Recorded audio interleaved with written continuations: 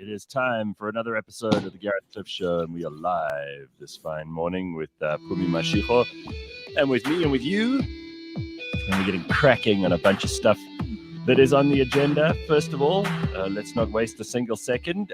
Amber Heard is going to have to pay a whole lot of money to Johnny Depp. A whole lot of money. I love it. Yeah, city girl. But, oh my God, just when you thought that even the most stupid trial in the world that doesn't involve any of us personally, that doesn't have any impact on our own lives, and that is happening so far away that it may as well be in, Jupiter's orbit, people are so polarized, even about this, Listen, that it is worthy of, for some people, a discussion, a debate, an argument, sometimes hatred. I mean, I put up the most innocuous headline. It was a headline from one of the news, I think it was ATP, right? So, I mean, ATP are about as vanilla as you get, it was Agence France Presse, AFP. And it said, Amber Heard loses trial, or whatever. Let me read the whole thing for you so you don't, Here. Jury concludes Amber Heard committed defamation against Johnny Depp. That's it. That's what I put that out as an Instagram. just Well, look at what's in the news. Well, Phumi, you get most people are like, yeah, I agree or whatever. But then there are some people who they have either no sense of humor or everything is hugely important to them. There's one reply I get. What the fuck? And it's from a guy, by the way. What the fuck is wrong with you men in the world? Hey, boo. I'm like, first of all, I'm not speaking on behalf of all men.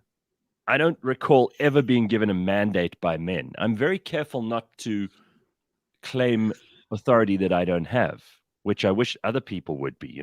When people stand up and they go, well, as a trans black woman, blah, blah, blah, blah. And then they think that it follows that because they're that everyone else who's like that will also agree with them. But this guy says to me, what the fuck is wrong with you men in the world? So I'm like, okay, dude, have you watched any of this trial? Because it appears to me that while Johnny Depp is no saint, this Amber Heard is a complete lunatic who has fabricated nonsense in order to try and get money out of him. She wrote an article. She's claiming it's about free speech. She wrote an op-ed that pretty much sank this guy's career. And he had to climb back in. And for 6 years, he had to fight back, tooth and nail, to regain his reputation. While he was called a woman abuser, the Me Too movement was in its height, at its height. Listen. I mean, really, like, this guy's getting upset about this? Are you crazy? Listen, this. You all know that I didn't even know who Amber was until this whole thing started. And I missed the whole thing 6 years ago. I want to say on that note, God bless you for that, by the way. God bless you. Didn't know. Yeah. But the stuff that I have seen and heard, and this is also just on the periphery. So I have not spent time kind of digging and looking up and whatever. So I see the headlines, I'll see some clips, and the whole time I was just like, what in the world is going on in these people's lives? Right. The whole time. Mm-hmm. But then to have this kind of mega polarization, I love it. I love to see how everybody must pick a side. Like this, if ever there was a time that you don't have to pick a side. And Phumi, exactly. And then if you don't defend your side tooth and nail, or you say, oh, I don't really care about that, people look at you like you've eaten a handful of nails. Like, what? You don't care about Amber Heard and Johnny Depp? You don't have a point of view? You're not going to defend your position to the death? You're not going to fight as if you are Johnny Depp or Amber Heard? I'm like, no, I'm not that into it. But it is funny, and it has been entertaining. And I do admit, at the beginning, I didn't take any interest at all. And then I realized I was doing my audience a disservice because people were shitting in beds and they were cutting off fingers and like tremendously, wildly entertaining things. I mean, really, And I felt I had to get into it. I don't think that there can be anything more bizarre than that shitting in the bed. Quite literally, shat the bed. That was the highlight. I mean, if you're going to do anything, if you're going to do anything outrageous in your life, let it be there. I wonder if there'll be, how there are often copycats. We spoke about gun control last week, right? And you were very vociferous. I'm still getting comments from people about the way that that you and Mighty Jamie were arguing with each other. They loved that, and they also loved the fact that you told me to shut up at some point. A lot of people were like, "Well, you didn't say shut up. You said stop, Gareth. Just stop." Like a lot of people were like, "How could you tell Gareth to stop? It's his show." And I'm like, "Well, that's why Pumi's there. She is the co-host of the show, and I need to be told to shut up sometimes." Anyway, so this is like when you were talking about gun control with Jamie, they're often these copycat killers. So they see a story in the news, and then they go and reenact that murder or that school shooting or whatever. It's a major problem. It's why some news outlets do not publish the names or pictures of shooters. I wonder if there'll be copycat shitting in the bed incidents by other because you know what South Africans are like. There's going to be some. Please, I'm telling you, there's going to be some blesser who forgets to deposit his 500 Rand in the blessing account, and she'll deposit something on his bed. Watch. Please, can we not let us not start the conversation about blessers and like bowel movements. This has already taken over. Like, I don't know if it bled over into the rest of South African Twitter, but listen, a couple of weeks ago on like Black Twitter was insane about that and about Dubai and all sorts of like, no, I just, these are images I never want to have to recall ever again in my life. So let's move right along. This kind of gutter conversation is really not how we want to start our days. You call it gutter? We call it entertainment. You see, I don't think in my life I'm likely to encounter this problem, and I'm certainly not going to be the cause of this problem in terms of the shitting in bed. But I do think that there are a lot of quite angry people in relationships that aren't going very well that may think about this as a possible course of retribution. Let's see what happens. DK says, one day, all folks get old enough and shit the bed. Back to nappies. Oh, gosh. Do you see what this... No, we're not having... Let's... Moving right along to the next part of the conversation. Stop this. It's too early in the morning and it's way too cold for this nonsense. All right. So another thing I put on Instagram yesterday, which got a lot of attention, is Virgin Atlantic becomes first UK airline to allow cabin crew to have their tattoos on display. Ooh, that's going to change things, especially for all those people who I was always, when I book my tickets, Phumi, I'm always most interested in whether the chicken or beef person is going to be showing a little arm tat. That for me is the most important thing. Isn't it important to you as well? Hold on. Here comes Crispin mincing down the aisle. Hi, would you like chicken or beef? I go, I think I have chicken. Have you seen my glorious tattoos? You know what? I'm kind of tired. I think I'll pass on the chicken even. Just let me sleep. You said that. Wait, but have you seen my neck tattoos? No, not yet. Crispin, don't panic about this. I think you put them all away. It's all right. I think I'll just sleep. Got a huge reaction. 2022, and these are the things that bother us. Well, this is the logical outcome of years and years of Oprah Winfrey and Dr. Phil and all those people saying you can be the best version of yourself, and that's the most important thing you can do. And now there are people who actually live that like it's a philosophy, like it's a religious ideology. They're going through life thinking the rest of us give two shits about what they do.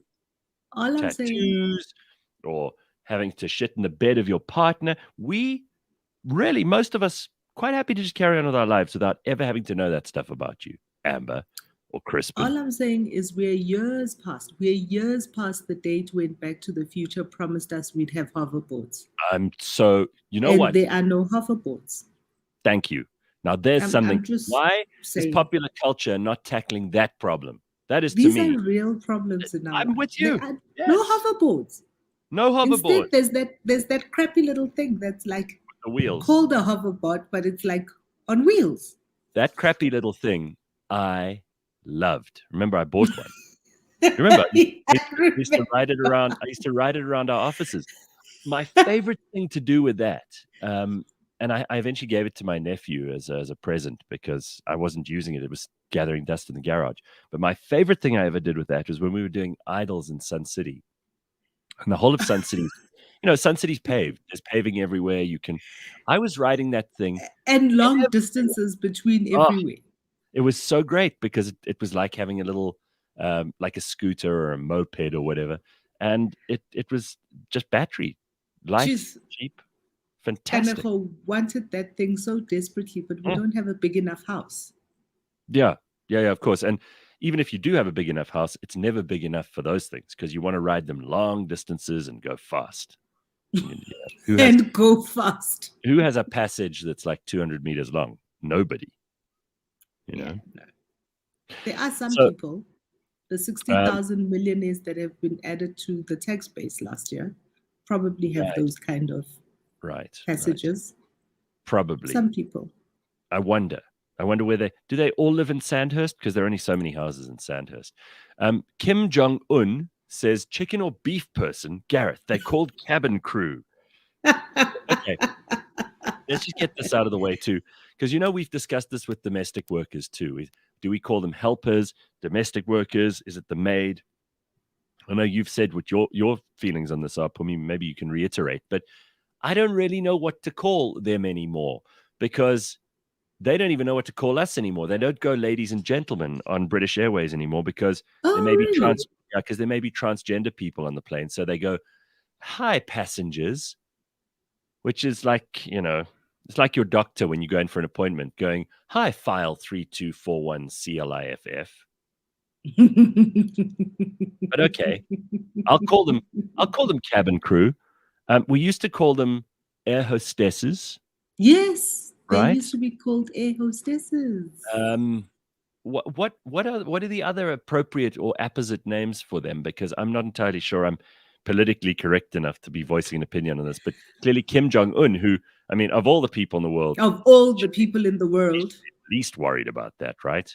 But why is he so upset about it? Are you cabin crew, Kim Jong Un? And if that's the case, if I can call her an air hostess, what can I call you? And don't tell me they're safety officers, because someone said to me, "Oh, in the comments, they're like, you think we're just chicken or beef people, but actually we are the safety officers on the plane." I'm like, yeah, sure. Everybody's looking to the woman who's handing out the drinks in the case of emergency, and everyone's going to be listening to her when she's saying, "All right, everybody, open the windows. Oh, the doors, the emergency exits, which you can find here and here. Come on, please." You know what people are going to do? They're screaming as the plane plummets to the ground You at know, speeds beyond goodness. gravity. You know, what I did see a couple of days ago, our friend Eleanor, who was here over a Yes. couple of weeks ago, on her Facebook, she put a thing that she got a courtesy call or an email about her recent travels.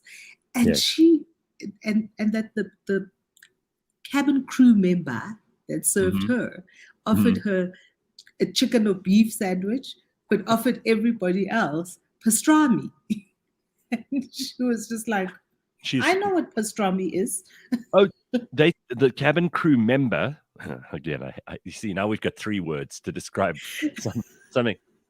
The waiter offered her a different thing because he thought she didn't know what pastrami was. Yeah. Jesus, that's rude.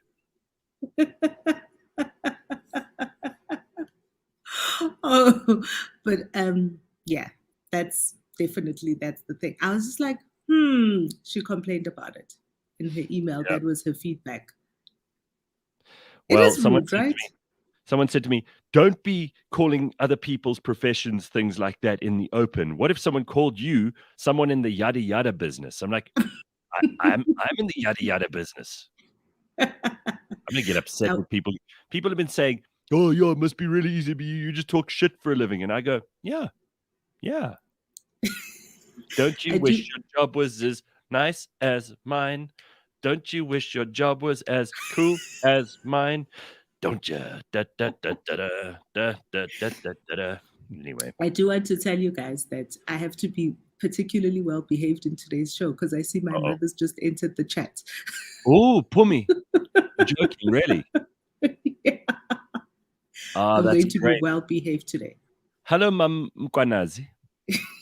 So I just saw she entered the chat. Nice. She says, that is why, this is what Pumi's mother says, that is why people working with people should have name tags. Call them by their names. Voila. See, this is where we need the elders to help us figure things out. Because in this PC world, everyone's asking for Just labels, call them by their name. and the only label they don't want is their name. Just call them by their name. Madness. All right. So lots of things to talk about today as well. I don't know if you saw. Yo. Pumi, where do we begin? Where do you want to start? Let me let you go with this one. I started with the tattoos on Virgin Atlantic. I mean, what do you got?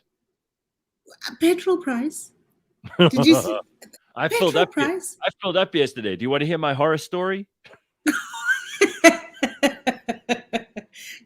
Did you have enough money?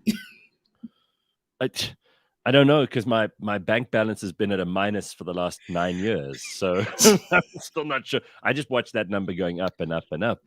So I went to fill yeah, up. tell us. So diesel hasn't gone up as much as petrol. Let me put that out there. And I'm filling up with diesel at the moment.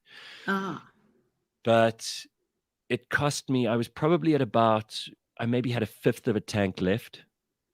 And I filled it up and it came to 1,200 and something rand. So I remember when it was 1,000 rand and I thought that was a lot. And I remember when it was 800 rand and I thought that was a lot. And that wasn't so long ago. I don't know how people are going to manage. And when I say people, I don't mean other people that I don't know. I mean people I know. I mean me. I mean you. This is crazy because there are ways to solve this problem. I mean, Joe Biden could be drilling for oil in Alaska. South Africa built Sasol all those years ago so that we would be energy independent. And yet our refinery. And yet we won't go down that road because we know what the answer is. But we have got to figure out a way. I mean, this is crippling. It's honestly a massive, massive problem. You know what? I remember, so I used to drive a Yaris, and the Yaris used to go on the sniff of an oil rag, right? It was awesome. And I remember when the Yaris tank became something ridiculous, like 800 rand. And I was just like, ah. And now I drive a slightly bigger car. Yeah. And it's devastating.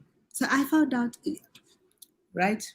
A lot of us used to watch the car show. What was it called? That Top Gear.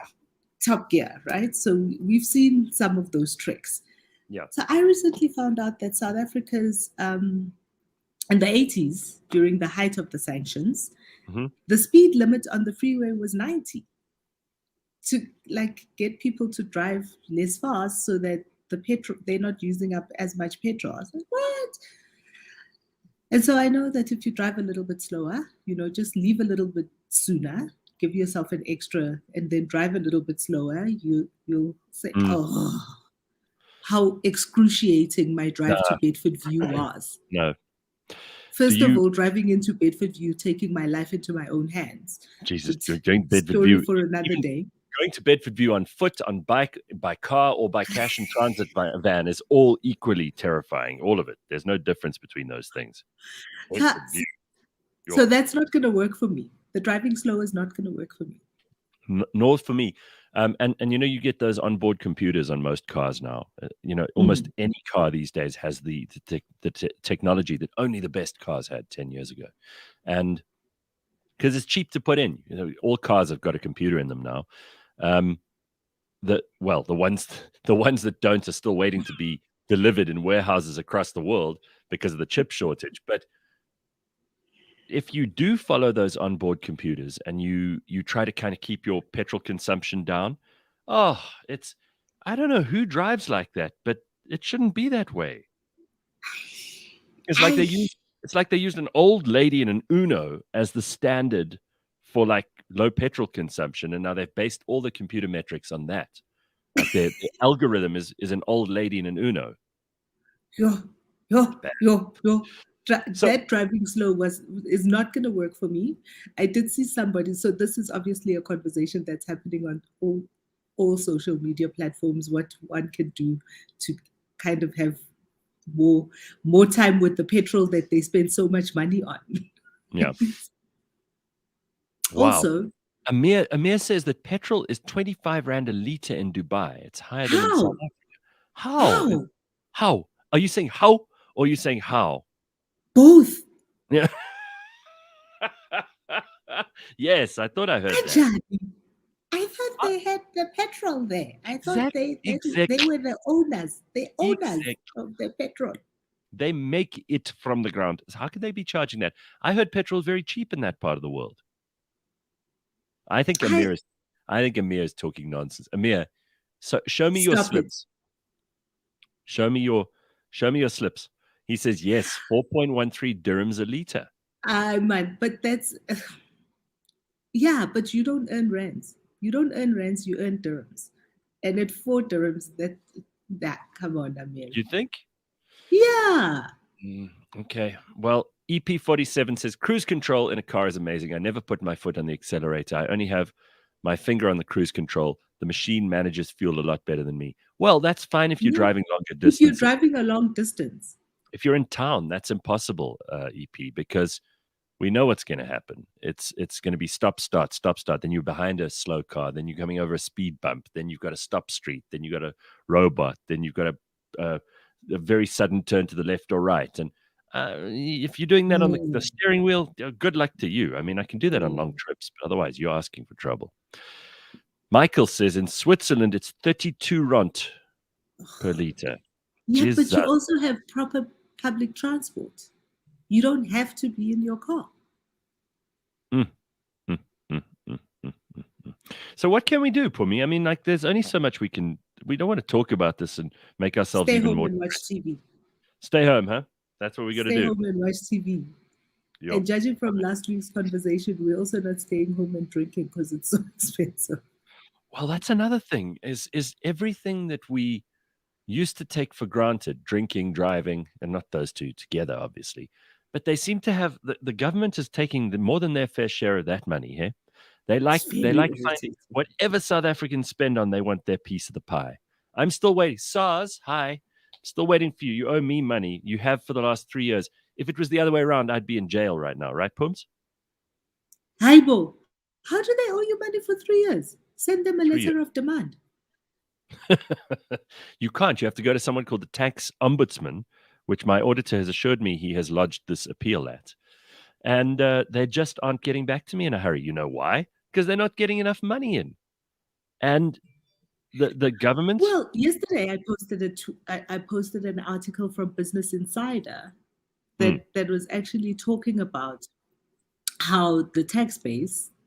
This is where I got my 60,000 millionaires were added to the tax base last tax season, and that the tax base.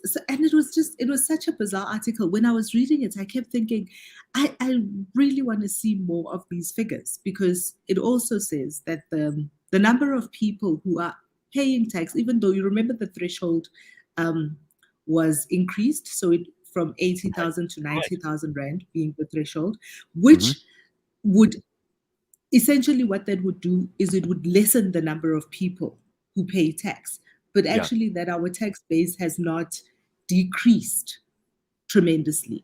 Some people, and what the article says, that the data suggests that people aren't doing so badly.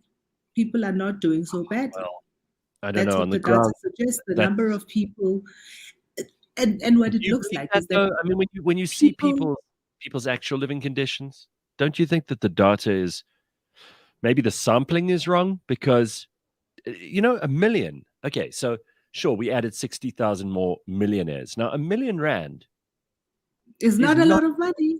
not a lot of money, Pums. You know what a Not millionaire anymore. is?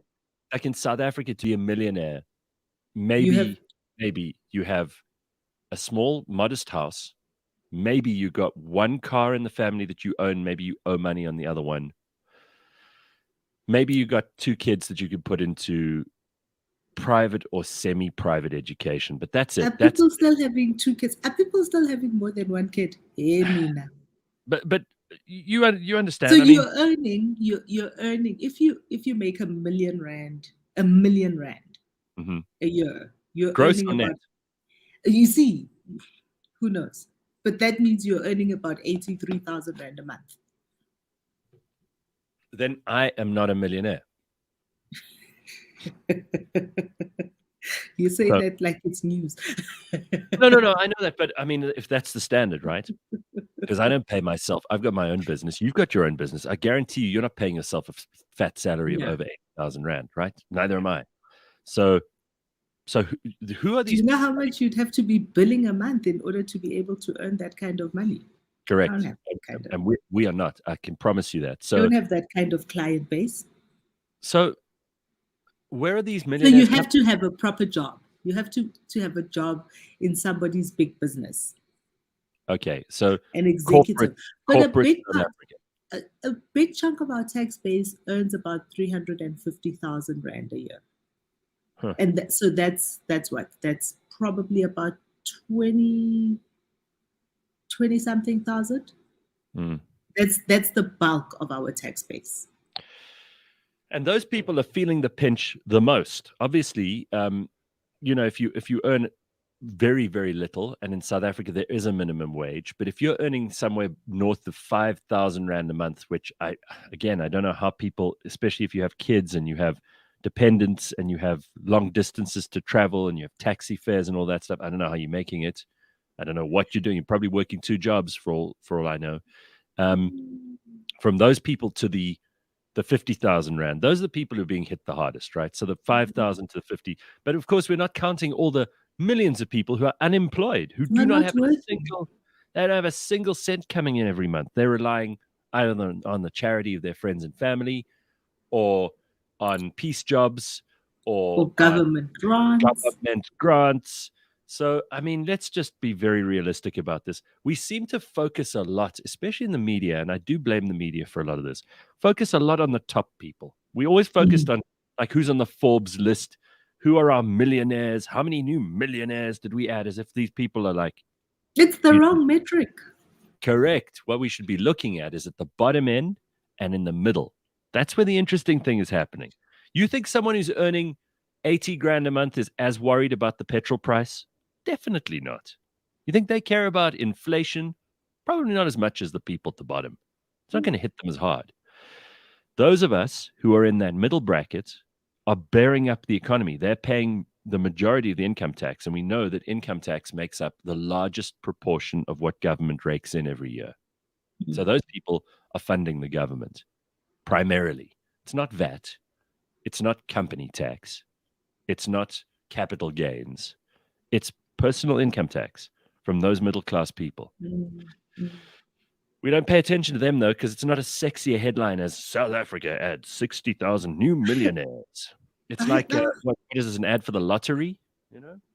I was a little bit like, these numbers, not sure. You know what they say about statistics. Well, I read that headline yesterday about how our unemployment rate has dropped by almost a percentage, because I do think that's relevant. I mean, if we're shedding jobs at a slightly slower rate than we were, then it's slim pickings out there. We'll take a good headline if we can find one. You see, I think that's good PR for certain people in certain offices. I don't think that's we're looking, and again, I think we're looking at the wrong metric. Really, to say we're shedding jobs at a slower rate, that's not what we should be. We should be looking at how many jobs are we adding to the economy. That's what we should be looking at. That's what we should be benchmarking ourselves on. Zanella says quite rightly, we should also look at the number of new homeless people who were working a year or two ago.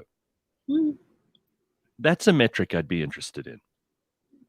But of course, they're not reporting on that because it doesn't. We shouldn't be making ourselves feel better about a bad situation. We should be concentrating on how to make the bad situation better. Correct. So we've moaned about how cold it is. We've moaned about have we? We've moaned about political correctness, and now we've moaned about taxes. And we've moaned about Amber Heard. And petrol prices, Amber Heard. So we've moaned about quite a lot. Let's look at some actual headlines. Do you want to do that? So maybe we shouldn't look at the headlines. Well, all right. More moaning on the way. This is a big story that broke while we were on the air yesterday. Comair just suspended all their flights, and people were left stranded, and they had to pay a whole lot more for tickets to get back to where they come from. Otherwise, they would have been left in airports. Imagine waking up for a 6 a.m. flight, and you have to then scramble to try and find another flight for the 12 hours of that whole day that you were going to spend being productive. The Comair CEO promised to refund customers after grounding all the flights. Glenn Osmond, who is the CEO of Comair, promised that it will refund customers. The troubled airline has suspended operations as it goes through a liquidity crisis. Frustrated customers say they've been left stranded and not making prior announcements. By not making a prior announcement, the company deceived them. Osmond says that plans are being made, and they had a sale. They had a sale on their website, literally like 2 days ago. They had a sale. Huh. Don't fly Comair. I mean, just like we stopped flying SAA when we realized that they were going through a liquidity crisis and that government wasn't going to bail them out, do not fly these airlines that are not managed properly. And I feel sorry for Comair because they've been managed reasonably well over the years. I don't know how they've stayed, reasonably well, you say. Actually, for many years, they were the only ones that were still reporting a profit. Correct. Just before lockdown, they were still reporting profits. Correct. But so here's my question. Who now does local flights? Fly Sapphire, that's it. Fly Sapphire and Airlink. And Airlink is quite expensive, but they are reliable and they are run properly. They're a private company. So Airlink, I would say, is your best bet if you don't want to pay double the price, and maybe Fly Sapphire, who I've never had a problem with. You only can say you've had a problem with them once it starts, but for now I can give them a clean bill of health, and I've had no problem with Fly Sapphire or with Airlink. So those are the two that you can fly without having to worry. I'm sad that Santaco Air never really took off, but what can we do? So here's something that we don't moan enough about. G-Star says Lyft, and Color's saying Lyft as well. They're quite so here's good. Something we don't moan enough about. LYFT, not LI. Yes, go ahead. The negative impact that this has on the economy. So imagine people like you and I who do run small businesses who need to travel. Yes. And now that the competition has been all but kind of killed off, right? Yeah. The cost of travel and doing business across the country is going to go up. And then we complain about our economy. There's a gap. There's a gap in the market for someone who wants to buy those big transport cargo planes and just throw people in, and you just strap yourself or hold on to whatever you can. No onboard service, no seats, no safety, but it'll cost you like 1,000 rand max, and you can get on and you just grab hold of one of those things, and it's going to be bumpy. Especially if you're going to Durban, it's like being on a bus for 45 minutes. There we go. And let's say you can squeeze double the number of passengers in, standing room only. I wonder if people would pay for that. Maybe we need less luxury and a cheaper flight, and people would take it. I'll stand. I've got my one bag. I'll hold on to the thing, like we do on the little buses that take you to the plane. Maybe have a couple of seats for very old people.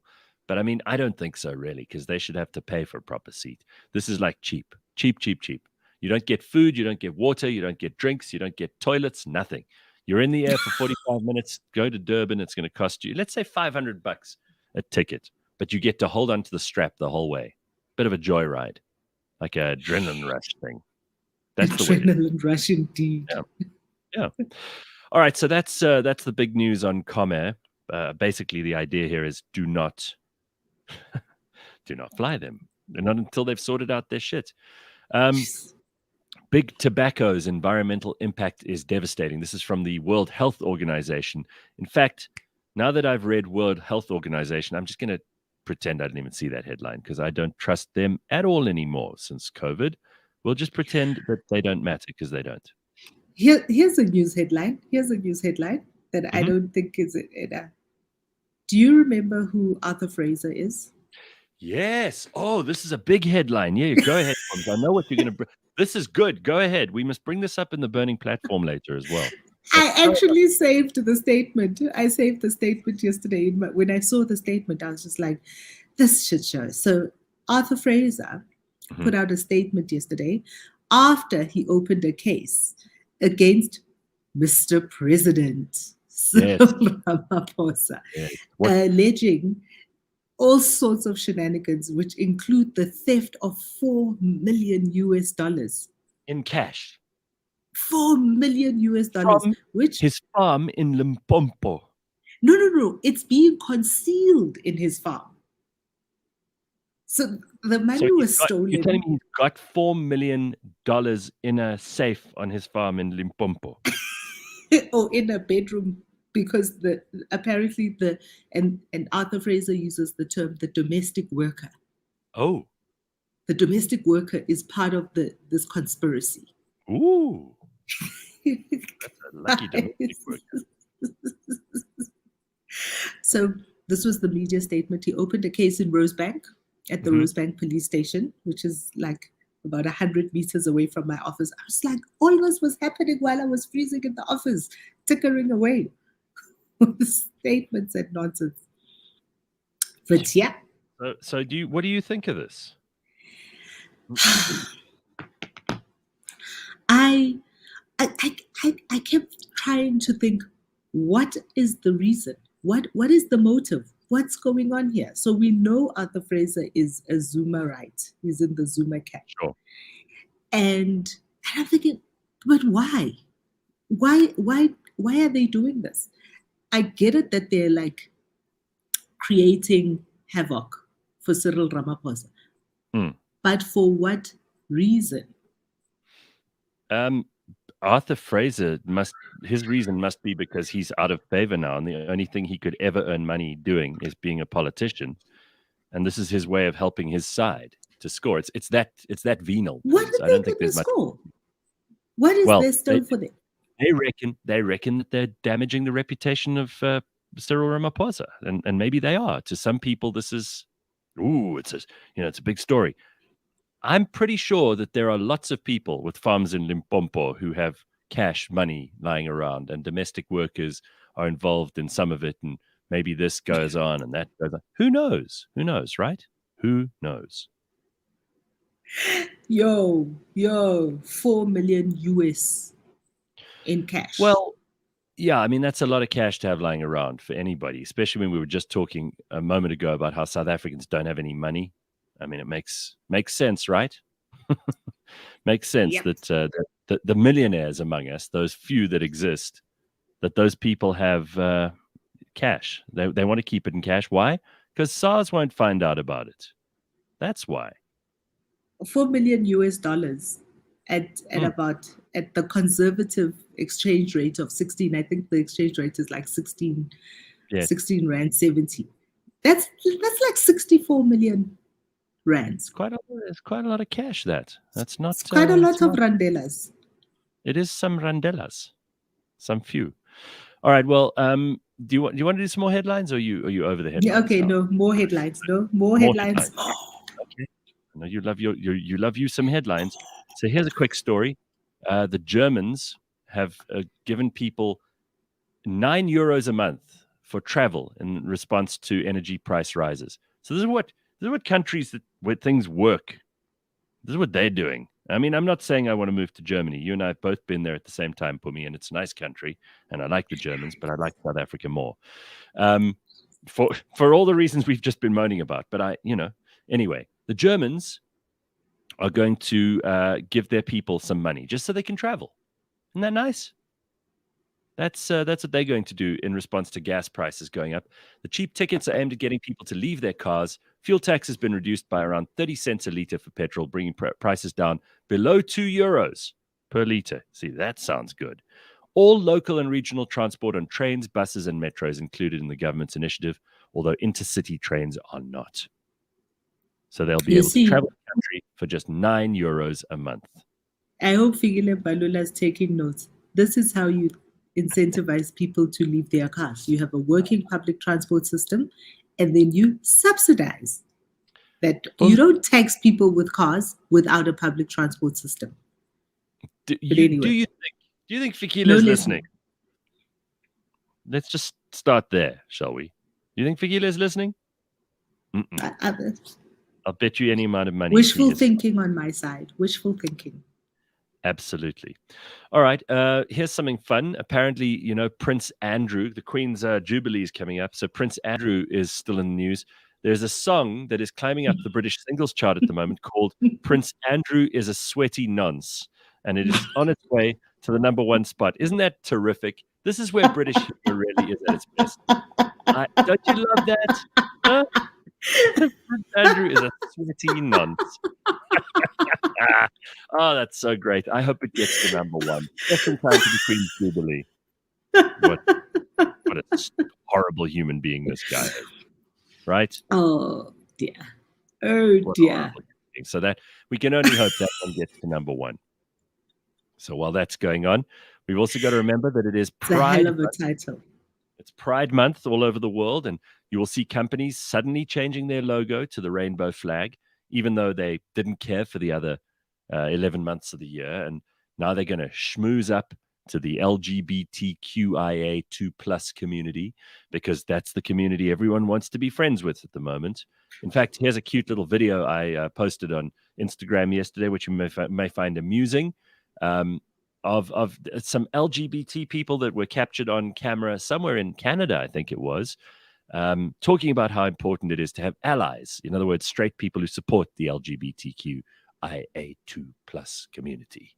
Brackets, close brackets, asterisk, space, plus, minus, hashtag, $, up arrow, close quotation marks, / community. I just want to say I'm part of the LGBTQ community, and this is my best friend, Valentina. She's an ally. Talk, Valentina. I will never apologize for standing up for an LGBTQ plus ally.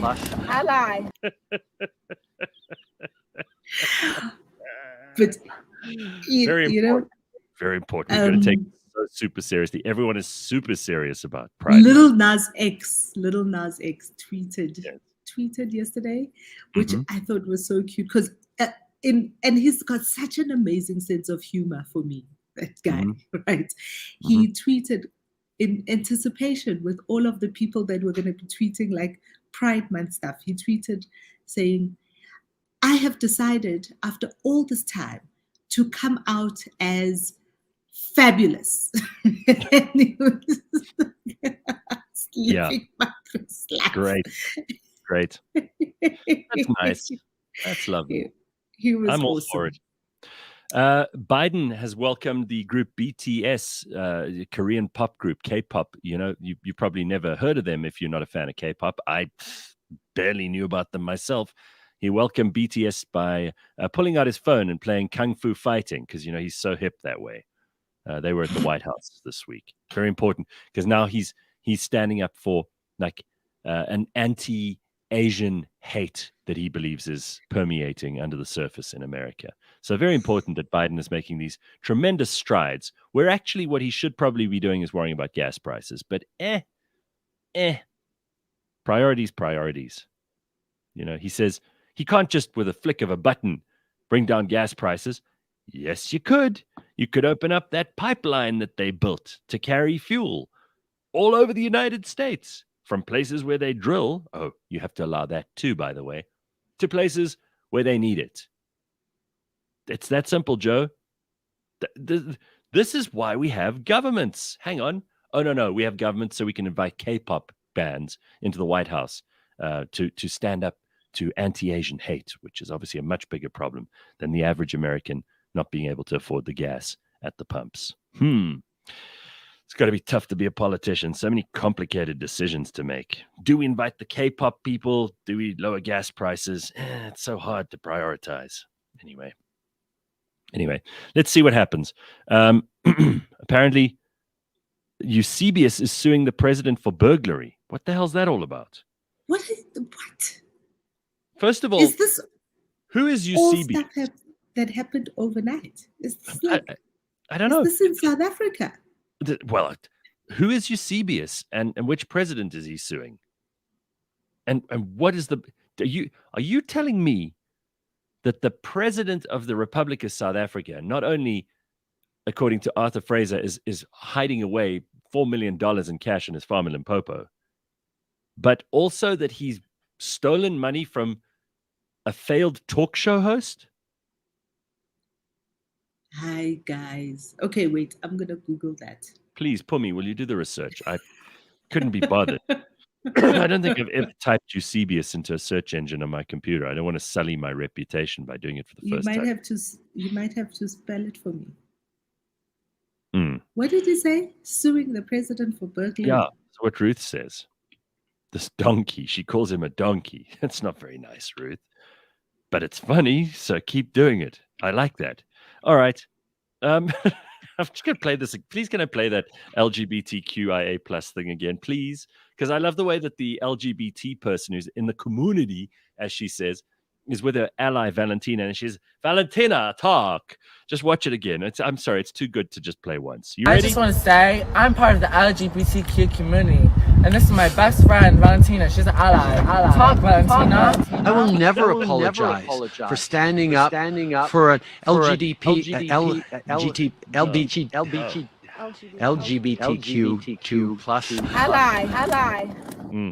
Justin Trudeau. Okay, I've done a quick search. It says here, it looks like there aren't many great matches for your search. Ruth, you're talking nonsense. Stop introducing lies to the show. It's bad enough that we don't know who to trust in the media. Fake news. Fake news. I knew it was fake news, though, because nobody cares what Eusebius is saying or doing anymore. It's only Ruth who cares. Ruth, stop bringing your obsession with failed talk show hosts onto my show. We have better things to do, Phumi and I. We're here to try and entertain and inform you. We're not here to waste your time. Ruth, I'm going to ban you from the show. Your mic is off. My mic is off. No, Ruth's mic. Oh, yeah. Ruth, we're switching off your mic. How outrageous. Really. You're like a Twitter bot. That's what you are. Be embarrassed. Ruth, go and sit in the corner for the next 2 shows. You're not allowed to listen again until Monday. All right? Honestly, I mean, everybody's so pissed off here. So, Achterini Hawk says, Yarra, Ruth. Rebellious Ruth says, Bwah ha ha. She thinks it's funny. Ruth, we love you. No, we don't. We're angry with her this morning. Onhopot says, come on, Ruth. Yes. Comment section, turn on her. Sick 'em. Ruth is right. I saw the media statement by Arthur Fraser. Yes, but that's Arthur Fraser. That's Arthur Fraser. We're not talking about Eusebius. Do you think all colored people look the same, Ruth? Really? Honestly, that's very racist. Now you not only are a fake news purveyor, but you're also a racist. When?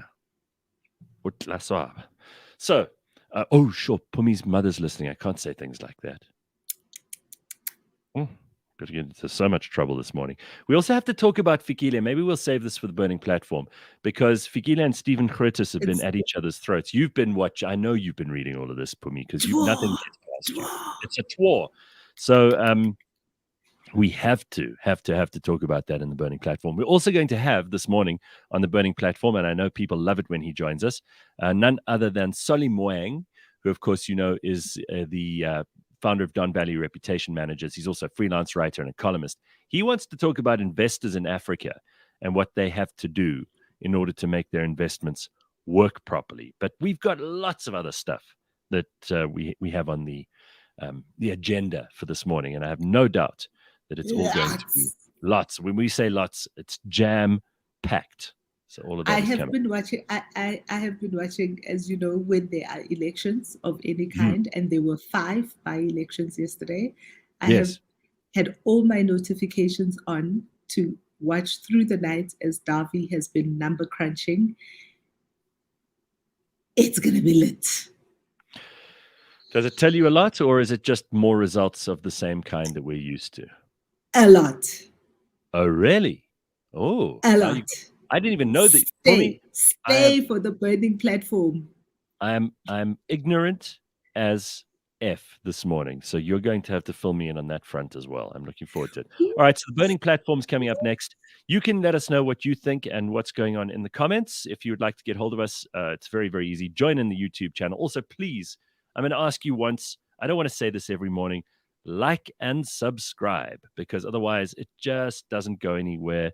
The algorithm ignores us. It's very rude. It's like when the chicken or beef people pass you in the aisle and they don't even ask you what you want. They don't even give you anything, and they're not even out of charity. So please just like and subscribe. And while we're talking about that, we did start a new thing on Monday, which is live as of this week. And obviously it's going very well. People are giving us lots of feedback about how they prefer using Facebook or Twitter to stream the show live. Whichever of those you prefer, you can use. Twitter, Facebook, or YouTube. The show streams live every morning from 6 to 8 a.m. And we'd like to hear comments on that. So please let us know what you think and drop us a comment today. I woke up on Monday feeling sick, Phumi. I'm glad to report I'm feeling absolutely fine by today. So if you do get a cold and you get the same strain that I got, it's gone after 3 days. Do not take 3 days off work. You take 1 day off work and you go to work for the other 2 days, especially if you're working from home. There is no reason for you to spend the morning or the afternoon in bed. It is lazy and outrageous. Did you douse yourself with over-the-counter medication? No, I went to, you know what I've got? So every morning I take vitamin C and I take some zinc, which they tell me is very good. I take one of those slow mag things, which is good. And otherwise, I'm eating healthy food. I'm doing exercise. I'm trying to keep everything as normal as possible. I don't feel exhausted. I don't feel, it's like a sinusy thing. So if I can get rid of the post-nasal drip part of it, I'll be 100%. And I think that's true for a lot of us. Everybody You should flush your nose with salty water. I do that sometimes. It does work. It's revolting, but it does work. Absolutely. Absolutely revolting. You have one of those squeeze bottles that you spray it up the one nostril, it comes out the other? No, I don't do that. How do you do it? I don't do it. You should just do it if you're the kind of person that suffers from those things. I do not. You're recommending something that you've never even tried. That's I don't dangerous. suffer from it, but I do. I make Kaneho do it. Also, there's Sterima and stuff. But Kaneho needs it. He's got sinus issues. He's got asthma issues. I'll bring it onto the show tomorrow. I've got a all bottle. Those things. You fill up with water. You put some salt in it. You squeeze it, and the stuff goes up this nostril and comes out that one. It's gross. I'm a very healthy person. I'm a very healthy person. I don't have any of those issues, guys. When did this show become about you boasting your good health and vitality and virility? I mean, really, Phumi. Somebody's got to. This is like all these weak sicklings around me. I will admit I have felt this winter like a bit of a weak sickling, but I will be fine. From tomorrow on, I should be sounding right as rain as well. If I sound a bit blocked up today, it's just those last little bits of getting rid of this cold, and I'll be over it. Also, you see, you get it in the beginning part of winter, and then you're okay. Then you're immune. So we will be doing the burning platform next. Don't go anywhere. It is Thursday morning, cliffcentral.com. I hope you're having an awesome start to your day.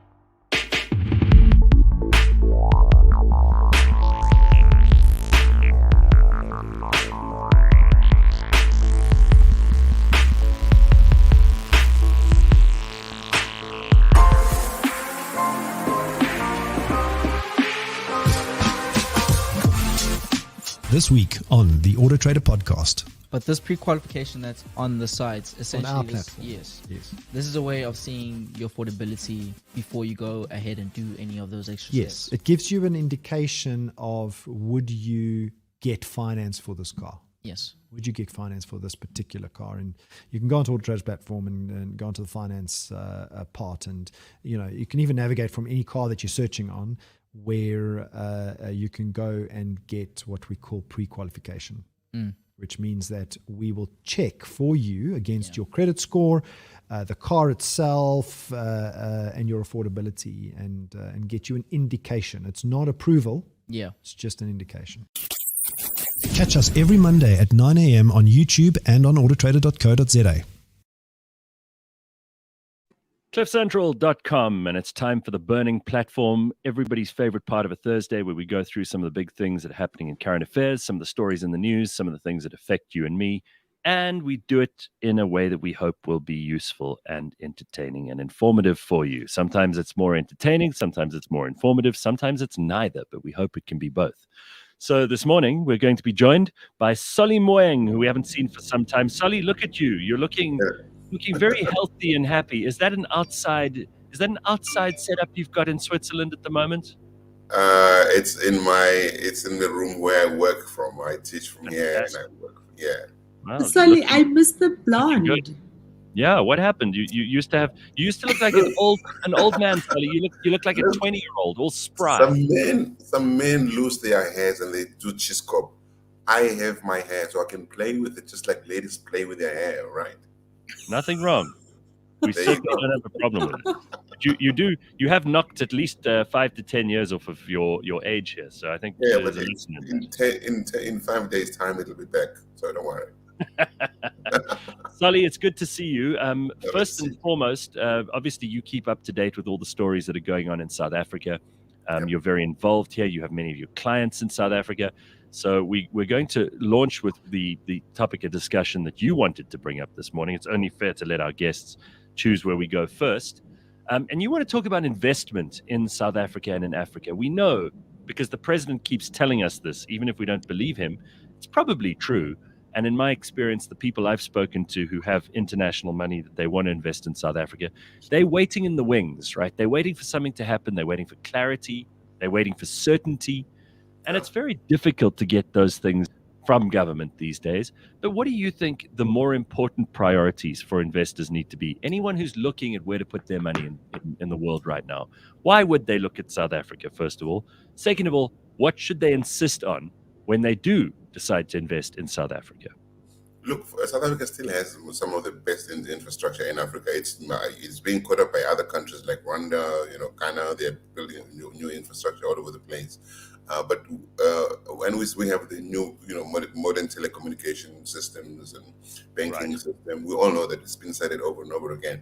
But what I think we need to be looking for as citizens of these countries, we need to be saying to these investors, whether they are country investors or corporations from other parts of the world, you can't just be funding corruption, fraud, and unethical leadership in Africa. We live in a world where we talk about ESGs, right?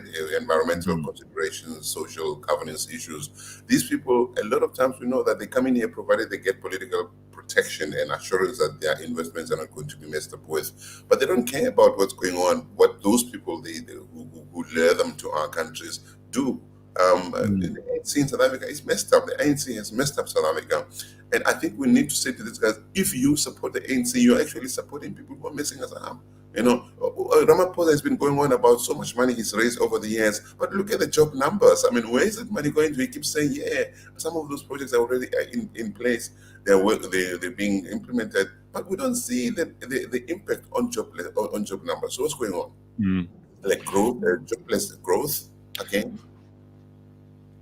Well, I mean, Phumi, I don't think anyone's going to disagree that money that you give directly to the ANC is money wasted. But you've got to be careful, Solly, because otherwise we might put people off, and they might not invest at all, and that could be hugely detrimental to the country, even if a little bit of it goes missing along the way.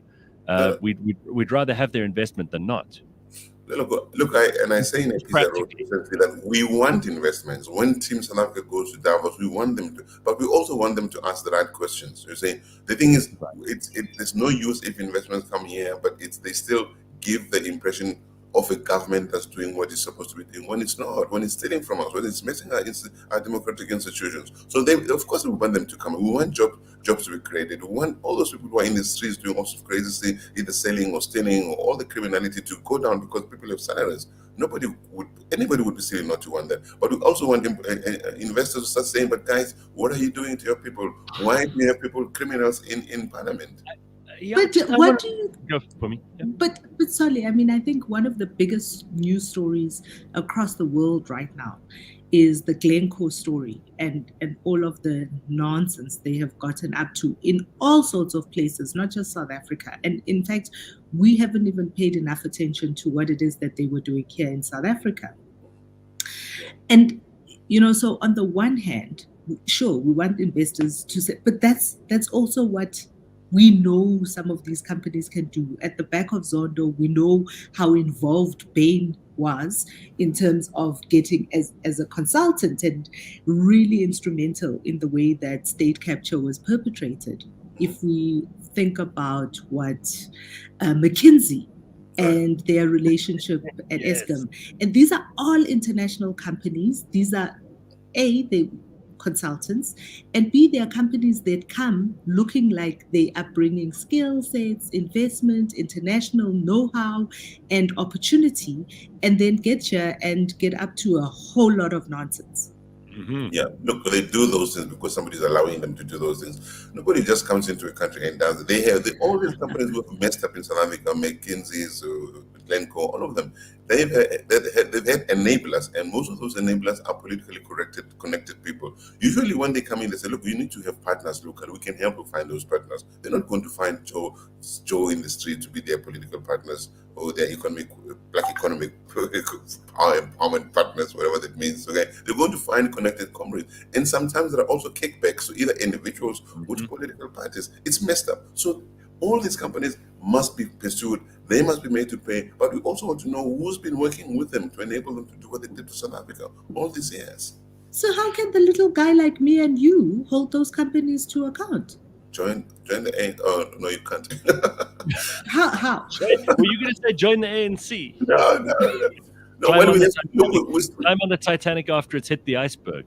Look, we still have the legal system that more or less works better than other systems. I mean, we've seen some of these people being called to account. Not all the other big names that we still want to see out there. So we mustn't give up. You see, the last thing we should ever give up as South Africans, the last thing that we should ever do is give up, rather. So we must keep making the noise. It's frustrating. It's debilitating. Sometimes you get targeted. People like me end up leaving the country because it's safer not to be there. Because you start getting all sorts of threats. So we can't shut up. We need to keep making the noise. If I can venture an answer to Pumi's question, though, I think we are living in a time where companies are feeling extraordinary pressures from things like social media, and they respond to them almost instantly. And I feel like, when the EFF protests outside Clicks because of normal hair shampoo, it seems to get Clicks to change things, and then they force their suppliers to change things too, and suddenly you see a change in behavior. I wonder why it's just not sexy enough for us to get on the case of a McKinsey, for example, and why people wouldn't protest outside McKinsey's offices. We know where they are. Yeah. We know how much money they were involved in corrupt dealings with Eskom and not just Eskom, but many other parastatals as well. They're consulting to God knows how many different departments of government at any given time. Same goes for a lot of the auditing firms. Do you remember which one was it that was in big trouble? KPMG. Yeah, KPMG got into a lot of trouble with that, but nobody was protesting outside their offices in Auckland Park. Why do we pick certain targets and not others? Surely we can start as citizens to mobilize ourselves a little more judiciously against the companies that really are costing us jobs, livelihoods. Look, you need some people to be prepared to dirty their hands. I mean, look, Malema, when he was going at the EFF against Zuma, the payback momentum, the money campaign was really powerful. So you need people like this I'm not saying just to do like I or whatever. So you need people who are saying, okay, guys, we're going to do it on Monday. Come and join me. We're going to make noise. We're going to make sure these people do what they're supposed to do, and keep making noise in their faces. But that doesn't mean you must go out and destroy public infrastructure and cause racial divisions and all that. So sometimes you get the wrong people with wrong agendas doing these things. Once they got what they wanted, they move on. Look at Malema is now Zuma's friend. I mean, he's the friend of all those people who were acquired around Zuma during state capture. So he did it for his own interests. But South Africans have it in themselves to say enough is enough. Let's go into the streets and stop this nonsense. And the other thing is that we need to be a more attractive destination for foreign money. I mean, our labor laws are, in some people's opinions, and this is controversial, obviously, too, in some people's opinions, our labor laws are much too strict and stringent and exacting for a country where we have such high unemployment. Some people say that the BEE codes are onerous and that companies don't want to get involved in situations where they are suddenly having to hand over half of the money they're investing to someone that they're not even sure is adding value in many of these situations. Obviously, there's good BEE and bad BEE, but a lot of it is just ANC catered deployment and sheltered employment, for that matter, for well-connected people in the ANC elite. Are these things that we need to consider shelving? Are we in a position where we can change the laws to make ourselves more attractive to foreign investors, Solly? Look, in this post-COVID era, I mean, we are in post-COVID. You guys are still having too many cases. It seems there's more competition for investors. There are more countries attracting investors. A lot of countries around the world have suffered through long lockdowns, and businesses have suffered and all that. So they want investors to come to themselves. So investors are spoiled for choice. And when you have the supply of investors is big, the supply of countries, or the demand is high, let's put it this way. So you need to say, okay, where do we become a little bit more flexible? How do we make it easier for investors? What are investors asking for? The thing is, investors have made it clear over the years what they would like, what the kind of structural changes that they would like South Africa to implement. But we haven't done those. So we need to say, what these people that we're going to bring here, what are they asking for? And let's look at the list of what they're asking for and decide which one of those things we can reasonably compromise on, which ones we cannot on. What are the deal breakers and what are the things that we can. I don't think we're having those conversations. We want to have our cake and eat it. You say we're not having those conversations, and I have to agree with you there that we're definitely not having those conversations. I often get lots of flack on the show here about that, because I think the only policies that we know of that everybody shouts about is ANC policy, but we don't know where Action SA, for instance, stands on some of those issues and what their policies are and what they would change and what they would keep the same. We don't know where the EFF and, other than the fact that they make so much noise on expropriation without compensation, we really don't know what their economic policies are or where they stand on any of these issues, especially on the things that foreign investors have flagged and said. I mean, this was in Davos, I think 3 years ago. Right. All of these issues were flagged quite loudly, if that. And yet we don't hear any of the opposition parties make those noises to kind of give the electorate a comfort that they're even thinking about those things. And the DA does try, maybe. I think what the problem with many of our smaller, even more growing nascent opposition parties is that they tend to be one-issue parties. I said to Mashaba, you need to be careful not to be known as a guy who's against immigration, even though no matter how you articulate it. Malema is known for one thing. Other people are quiet on them. So you need to be able to say, let's look at the totality of South Africa. Foreign affairs. So how do you position South Africa vis-a-vis Africa, vis-a-vis the rest of the world, vis-a-vis the West, vis-a-vis the East? They're not having those conversations because they don't think that their constituents are interested in those things. In terms of investments, what do we really want to position ourselves as in Africa, given what Rwanda is doing and other countries in Africa that are taking a little bit over, especially events business away from South Africa? Well, I mean, God forbid you should do what Naledi Pandor did and express solidarity with the Ukraine and then only have yourself reprimanded and put back in your place by the president and the rest of cabinet when it turns out that isn't official ANC policy. We don't even know what the majority party, what the ruling party, in inverted commas, has to say about many of these things. So I'm with Phumi. Like, a lot of these positions are either too uninteresting to the broad public or to the politicians themselves, or they're not really a priority, and they'll come further down the line. Right now, it's about making noise and getting attention, and that seems to be the case for many of these smaller parties. I don't think anyone disagrees with you there, Pums. All right, guys, let's just move on because there are a lot of things we want to discuss today. We've got a big box of things to unpack. So first of all, this is something which grates everyone who comes on the show. There isn't a single guest who said anything positive about these task teams that the president sets up. He's now set up a 25th task team. Remember, he took office and there have been 24 of these before. This is the 25th. And this right after the outbreak. Since 2018, he has set up 24. 25. Yeah, this will be the now 25. 25, right? Since 2018, he has set up 25 advisory panels, task teams, parallel government structures, you might call them. Right. And all of this to do the job that government should be doing without having to require these task teams. This is just as bad as the consultants that we were talking about a moment ago with Sully, who come into the country, charge a fortune to be able to put deals together so that Eskom will work or Transnet will work. Obviously, they didn't in those two cases, so you are demonstrably failing at that. But they also charge like a wounded buffalo for the experience, and they're basically filling gaps where there's huge incompetence in government. 25 task teams. What do we have to say to that? Well, the other problem, and even Brian Williford raised it earlier, he's not a fan of mine, of course, by far. But he was correct in saying when the president creates a task team, say a war room, which was the case at Eskom, above the legally constituted board of an entity, what is the legal standing of the team? Can they? I mean, the boards have good fiduciary responsibilities. The CEOs of SOEs of companies report into the board. Now, when you suddenly put another team above the board, you're confusing the executive, the CEO. Whom do they report to? Who do they have to send to be making sure whom do they please in their everyday workings? So the president doesn't seem to think this is through. He thinks his friends, and a lot of these task teams are made up of old ANC comrades, who suddenly don't have jobs anymore. Like, okay, comrade, come over there. There's a job over there.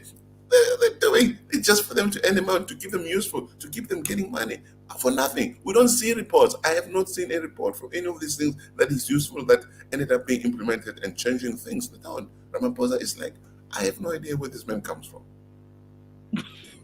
And aren't they very often just covering up for someone who is meant to be doing that job who isn't doing it? So a consultant is brought in to kind of cover for them, essentially. I have to tell you this, and I won't mention names because I cannot. I used to have a client who worked for a government department. This dude had been deployed from correctional services to head up a communications sector of this company, of this SOE, I won't mention name. This dude knew nothing. The only thing that I liked about him is that he was humble, he was nice. He would call me at night and say, hey, my brother, I need you to help me to put a report out. I need to do this. He didn't know anything, and he was paid huge amounts of money. He drove this big car. His own boss would call me to say, sorry, please, I need you to help me with something because this dude can't do it. So his boss calls me to say, please help me with this thing. And he calls me saying, sorry, my boss asked me to do this. I can't do it. Can you help? So I kept just doing what I was asked to do by these people. So you have people like that who are deployed because they have good political clout, but they know nothing, absolutely nothing. So they rely on consultants, the big trade, they drive big cars, big salary checks, packs. They don't know the job. The consultant does the job. Right, correct. We have more consultants per capita than probably any country in the world right now. It's ridiculous. Well, there was a report a couple of days ago about a municipality in KZN, and I'm for whatever reason right now, I cannot think which municipality it is, but the report was about the millions, I think 137 million rand spent in the past financial year on consultants who were there to do the work that should be done by the officials within the municipality. But those municipal officials do not have the skill set to do that work.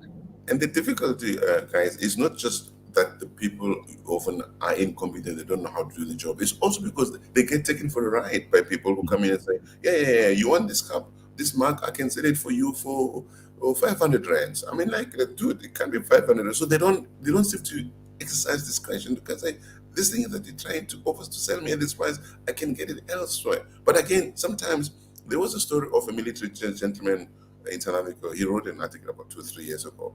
His unit patrols the border around the northern border, Zimbabwe, Mozambique, Botswana. And he said in that article, in order, our biggest expense goes to replacing the wheels for the jeeps that we have to drive around the border. And when I look on the market, I could get a good tire. I could get a good tire for about 3,500. But according to our procurement services, I cannot buy outside. So I have to use the guys as suppliers. These guys sell these wheels at 10,000 rands for us. What do you want me to do? So all my budget goes into these things. I could go to Goodwill. I know these cars for 3,500, but I'm forced to use some schmuck who has no value and pay him 10,000 Yeah. rand. Right. It's crazy. It's grifting. That's what we see, more grifting than anything else in South Africa's political circles. All right, let's look at something else here, and because Cyril and his task teams are not going to solve a goddamn thing. It's like all those commissions of inquiry that never go anywhere. And God bless Judge Zondo, because at least he's been trying. But I don't know what the point of any of this stuff is if there isn't any execution afterwards. If people aren't charged, if people aren't arrested, there's no point. And the task team's going to come with its findings. We may or may not be privy to those, because that's another thing, right, Phumi? Sometimes we don't even know what the task team found. Sometimes they don't even bother to tell us. We paid for it, but we never get the results. And it's then like we have a press conference from Shabila Batoyi saying, I really can't do what I'm supposed to do because I don't have enough money. I don't have enough money. I don't have enough people. I don't have enough political will. It's like going to the pathologist. You get your blood tests, but they never bother to tell you what your results are. I mean, that's the way I see it. All right, so Shabila Batoyi speaks more and more like a deployed comrade herself. I'm sorry. Yeah. Because she. Okay, sorry. Hmm? Because she is. Yeah. Right. Sad. Very sad. Guys, what is also sad is the situation with Eastern Cape schools. For some reason, despite it being the home of the ANC, despite it being the province from which we've had 2 presidents come, despite it being a place that is just crying out for some leadership, some ethical, moral leadership, some genuine concern, people are trying to eke out an existence there. It is a disaster. It's a basket case. And one of the worst things about the Eastern Cape is the situation with Eastern Cape schools. Let's just talk about that, because there's been a follow-up visit by Group Up, and they say that Ground Up, and they say that the situation has got worse, not better, since 2013. We thought it was bad in 2013. It's got worse? What I don't understand is that apparently the IEC tells us most people in the Eastern Cape voted ANC. I have no idea how that could have happened. And many people in the Eastern Cape ran to the Western Cape, okay, to look for jobs and to demand homes there. How can they run away from the ANC and then want to vote for the ANC? There's something that doesn't add up for me. We need to understand why. The ANC nothing has improved in the Eastern Cape. Wherever the ANC has been involved, there's a book that was written by a gentleman, an ex-ANC gentleman, who's left long ago. I forget. He used to be the DG under Vali Musa. He described what happened to Nelson Mandela Bay, how tenders ran, how the city. Actually, the city is called "How to Steal a City." I'm terrible with the names now. But that book tells exactly, and he had to run away from the Eastern Cape because it's not fiction. He said, this so and so and so and so did this, they wrote that, they approved that, and this is how this thing going to happen. So the ANC has been messing up still. These guys just steal. They think once you get a job, it's like take as much as you can while you're there, because you don't know how long you're going to be in that job for, and that's what they do. And the people of the Eastern Cape, what do? They either run to the Western Cape or to Johannesburg, or they apparently, which I don't believe, vote en masse for the ANC. I don't know. We need to have a conversation about the IEC at some point. I have an unpopular opinion about this, because when I read the article from Ground Up, and there were many things in that article that are horrifying and can squarely be put on the door of the Department of Basic Education and bad political leadership and. But I do also think that South Africans, we have relegated our power to the politicians and the people in big offices, wherever. So some of the schools, I mean, across the board, they've got issues with classrooms. They don't have enough teachers. The schools are overcrowded. And that is a basic education problem. That is the Department of Basic Education that needs to allocate more teachers, needs to allocate more budget for classes, all of that. But then there are some basic things for me, like sanitation and toilets. And but there are pit latrines in a lot of these schools, which is unacceptable to this day. But there is also an issue of just basic hygiene. And the complaint, the one thing that I read which stood out very starkly for me is how the principal complains that, they don't have a person that has been hired to clean the toilets. Therefore, they have filthy toilets. And that just blew my mind. Because I am thinking, if my child went to a school and there was a problem at that school and there weren't enough people to clean the toilets, there should be a roster of parents, if not a roster of the students cleaning their own fucking toilets, right? There should be a roster of parents then who are willing to come and clean the toilets because your children go to that school. And what I thought about is at our church. So our church does not have a full-time person who cleans the church. Therefore, there is a roster that goes zone by zone. Every Saturday, the women from this zone and the men from the zone come and do the garden, and the women come and clean up the church. That's what we do. It's your church, it's your toilets, it's you. Just come and clean it. And I get it, right? I get that there is a level at which the people in an office at the district, at the district office can send down directives. But there is also just the basic decency that says, we are here, our children go to the school, and there is no one to clean these toilets. But rather than make a roster of people to clean the toilets, they will rather have their kids pee in the bush. Yeah. And that's where we are now as South Africans. That's where we are as South Africans. We have relegated our power. It's an unpopular opinion, Phumi, but it's the right opinion. And we need to have people saying this more, because honestly, the only way we fix this is to rely on ourselves. The less we rely on government or on institutions or on systems that don't work, the happier we'll be. And believe me, there is no indignity in someone taking responsibility for their own life or for their child's life and their own child's sanitary, hygienic attendance of school. I think this is such an important thing. Adults in this country can't even look after public buildings. We suppose that we are living in a civilized society, but it seems to me like a lot of people are quite content to wade around in their own ordure and then complain about the government because the government hasn't cleaned it up when they've made the mess in the first place. Yeah, look, the responsibility lies on all sides. I kind of agree with you, but also don't, in the sense that we are allowing a parallel economy to happen. And what I'm saying is that we pay taxes and we pay rates and taxes to government. We must still organize our security as our neighborhood watches.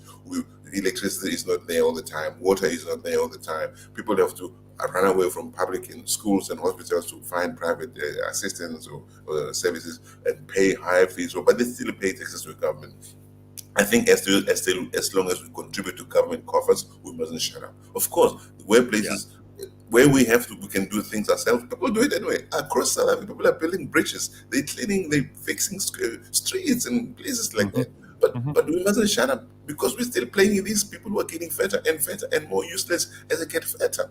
I'm sorry. We can't say, fine, you know what, we're not going to rely on you.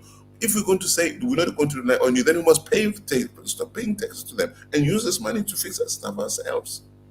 We can't do both. I hear you on the paying taxes and not doing both, but it's actually a continuum, right? We spoke earlier about the fact that South Africans don't organize, at the McKinsey offices and all of that kind of stuff. It is a continuum, right? It's about taking the responsibility and then taking action. Yeah. And the action starts. So the action starts at the ballot box with who and how you vote, but it's also in the little things. Is if you're saying I'm paying tax, therefore I'm not doing anything else, right? Yeah. That doesn't help. It does not help the situation, because we are here now. Yeah. So we are here now. We get to vote every 5 years, and I want us to talk about the by-elections. Yesterday's by-elections, Right. but it's a continuum. It's the little things you do every day, and it is the big things, right? It's all of those things. It's a continuum. I agree with you. I really do. I just don't want us to give them the impression that it's okay. We'll keep paying you. You don't have to do anything. We'll do it ourselves. We mustn't do that. All right. So, Phumi, you've piqued our attention with these by-election results. So where were the by-elections held, and what have we learned? What do we see in the trends here? Because so often with these elections, we get excited and then we just see more of the same in every previous election. So there were 5 by-elections yesterday. One in Mpumalanga, one in KZN,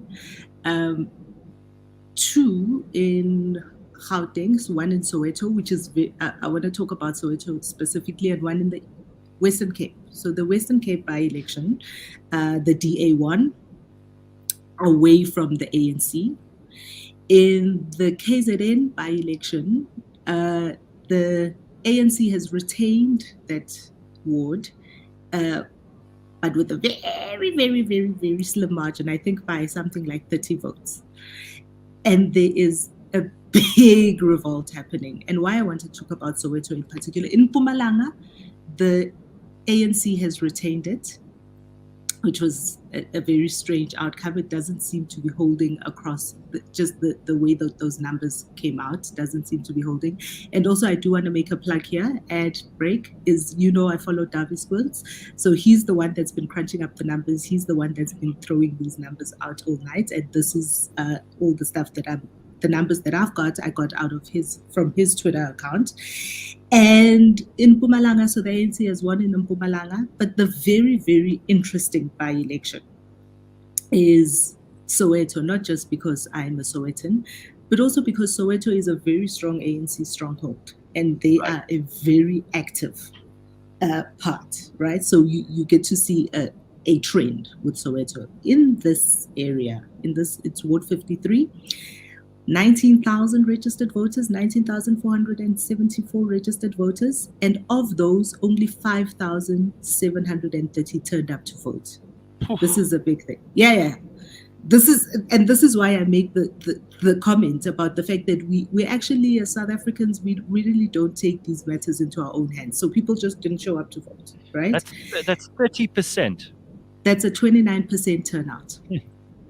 That's a 29% turnout. Right. Which says a lot, right? So it says people, and we've had this conversation before on the show where I've said to you guys that people would rather not vote than vote for the opposition. Yes. And that says a lot too, right? It says a lot, not just about the opposition, but also about how people are feeling about the politics, right? But it's also people who've grown and been baptized in the African National Congress, who've only known the African National Congress. It's really a big jump to go to somebody else. I mean, even the late Archbishop Tutu said it at some point. Remember when he was really angry after they denied the visit to the Dalai Lama? And he said to them, you know what, I'm not going to vote. He didn't say, I'm going to vote for somebody else. He said, I'm not going to vote. And that, for me, that was telling. He said, you know what, I'm not giving my vote anymore. And many people would rather sit at home, as you say, rather than vote for somebody else. That needs to change. People need to realize that if we want to be a multi-party democracy where there's a contestation of ideas all the time, they have to empower opposition voices at some point. Not wrong ones, but we need as many voices as possible in our politics. Absolutely, but politics and voting is all a seduction, right? The onus is on the opposition parties to seduce the voter. That's what it is. People are not just going to change their vote. The job is on the opposition parties to seduce the voter and convince them to vote for them. Why must they vote for them? Not blame the voter for not voting for them. Convince them to vote for them. And we don't have that. We don't have that.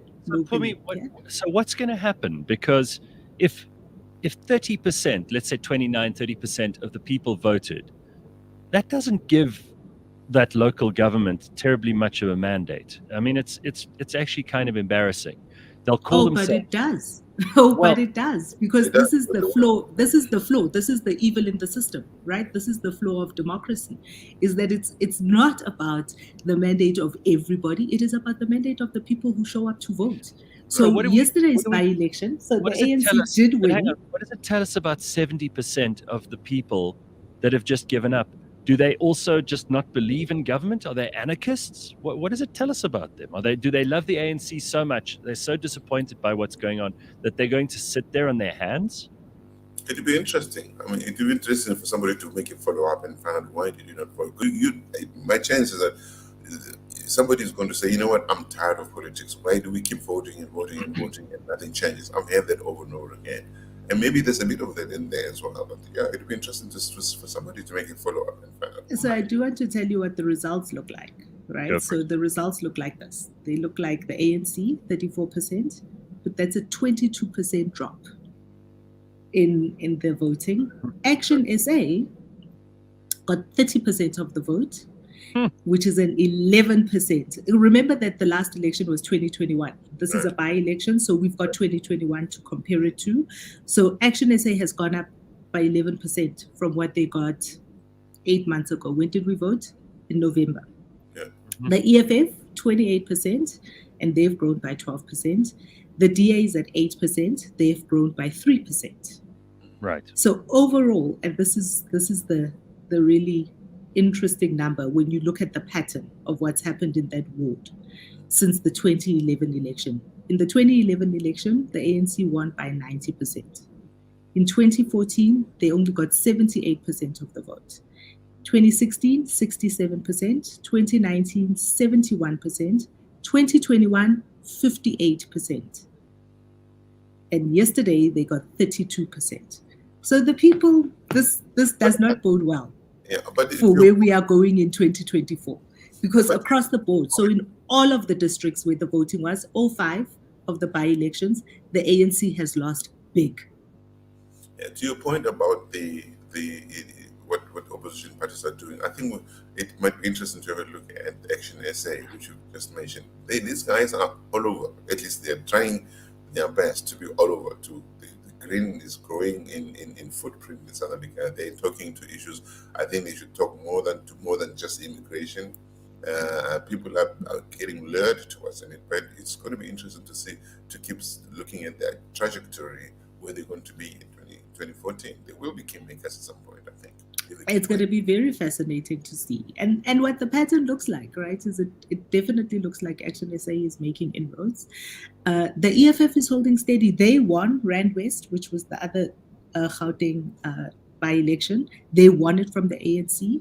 So the EFF is holding steady, but it's not shooting out the lights. It's not growing at the same rate that it was growing as from 2016. They've kind of plateaued a little bit. I think it's fair to say that they've run out of steam. I mean, the EFF were completely silent and useless during COVID.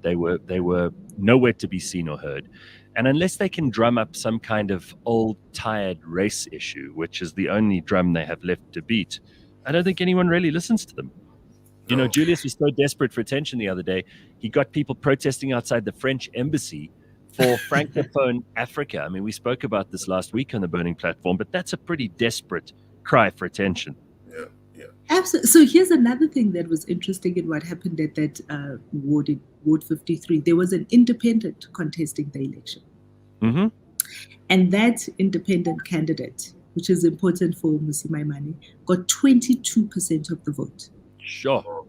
So the ANC won at 32 and they got 22% of the vote. Fantastic. The EFF got 23%. So the EFF came in second with 23%.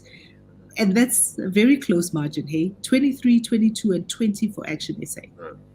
I think these independent candidates are the people to watch, and they're the ones who may be able to make a huge difference in municipalities. Because at that level, if you're an independent and you have no one to answer to, you're not part of some corrupt party structure, or you have to wait for very complicated policy to be generated at the top levels of that structure, you can get things done. Let's hold thumbs that more of these independents rise up, because I think there are plenty of people on the ground level, Phumi, you're always saying this, who are able to make a difference in communities. Sometimes they're growing vegetable gardens, sometimes they're looking after everyone else's children, sometimes they're paying for things, sometimes they're fixing things themselves. You even mentioned, Solly, they're building bridges, they're fixing the water and electricity. They're not being paid money. If those people are elected to municipalities, we have a much better chance than the politicians. And electoral reform is coming.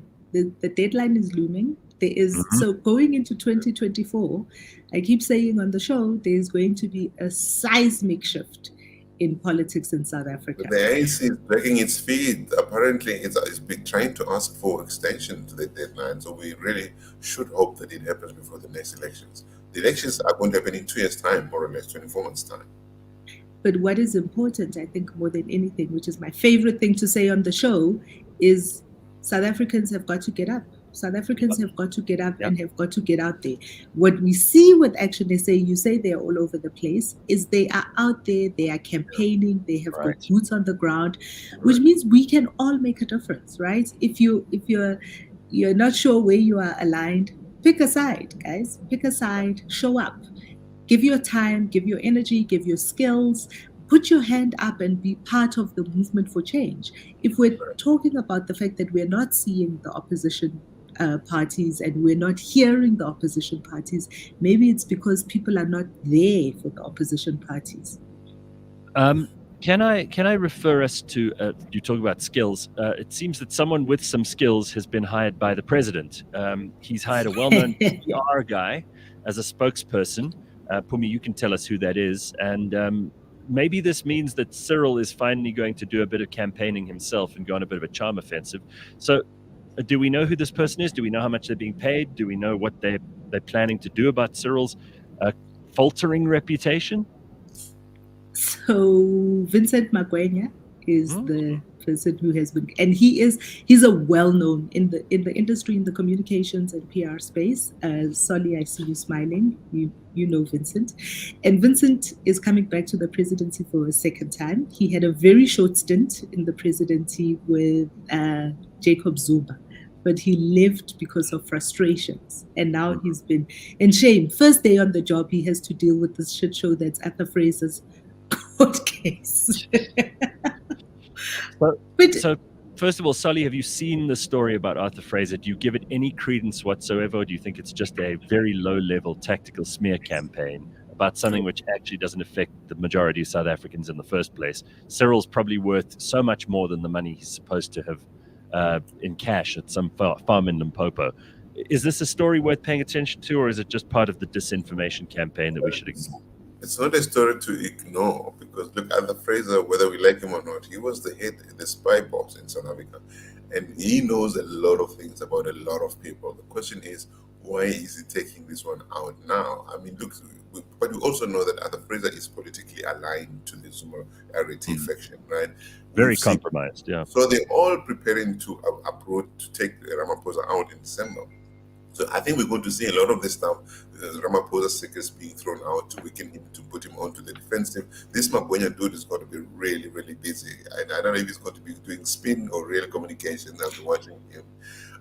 So I don't think we should ignore Arthur Fraser, because if he has serious information to give. But again, it's going to be complicated because it's very politically. It has political ramifications that are massive for Ramaphosa.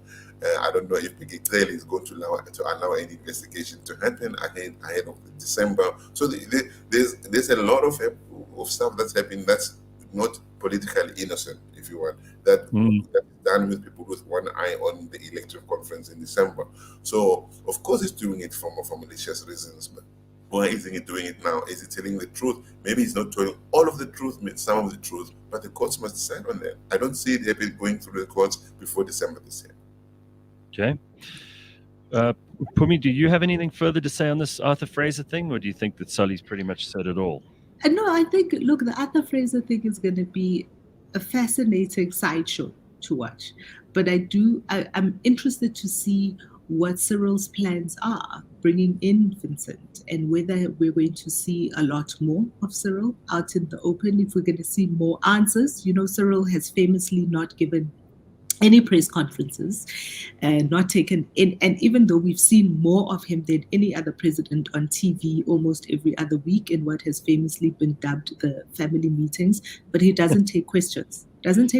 From and even though mainstream media, as we call it, treats Cyril with kid gloves. They really do treat Cyril with kid gloves. He does not get he does not get hammered the way Jacob Zuma got hammered. He it's never Cyril's fault. Nobody talks about, does Cyril know what he is doing, even as he has 25 advisory councils and even as state institutions are collapsing around his ears, even as the petrol price is through the roof, all the cabinet ministers seem to be doing their own thing.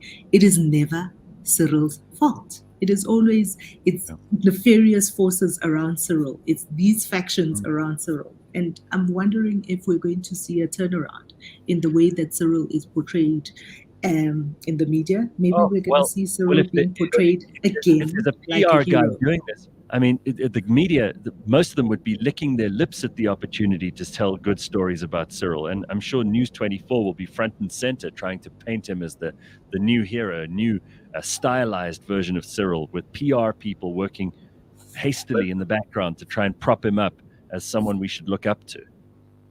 I think we're giving too much power to the PR people. I mean, he's a spokesperson. I don't know if he's an advisor. There's a difference between being a spokesperson. A spokesperson is someone who gets told, go and say this to the media, to the public out there.